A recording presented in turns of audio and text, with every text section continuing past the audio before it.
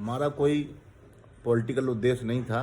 हम केवल अपने कर्मचारी और शिक्षकों की जान की परवाह कर रहे हैं। इसलिए हमने जब चुनाव के प्रशिक्षण के दौरान भीड़ जुटी तो हमने देखा कि कर्मचारी और शिक्षकों के जीवन को खतरा हो सकता है। इसलिए हमने चुनाव को स्थगित करने के लिए, मतगणना को स्थगित करने के लिए राज्य निर्वाचन आयोग, उत्तर प्रदेश सरकार, माननीय सर्वोच्च न्यायालय तक गुहार लगाई, लेकिन हम उसमें कामयाब नहीं हुए। अब तो चुनाव भी हो गया, मतगणना भी हो गई, सैकड़ों साथी हमारे काल के गान में समा गए। जी, 706 लोगों की सूची हमने 29 अप्रैल को विभाग को सौंपी थी।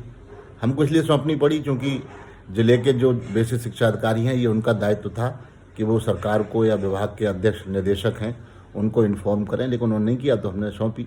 अब वो उसका सत्यापन करा रहे हैं। नहीं, आज की डेट में तो स्थिति बहुत ख़राब है क्योंकि दिन प्रतिदिन 10-12 शिक्षकों की मृत्यु की सूचना प्राप्त होती है। आज वो आंकड़ा 800 को पार कर चुका है। अब वो तो चुनाव भी हो गया, मतगणना हो गई, हमारे जो साथी चले गए वो तो वापस आ नहीं सकते हैं।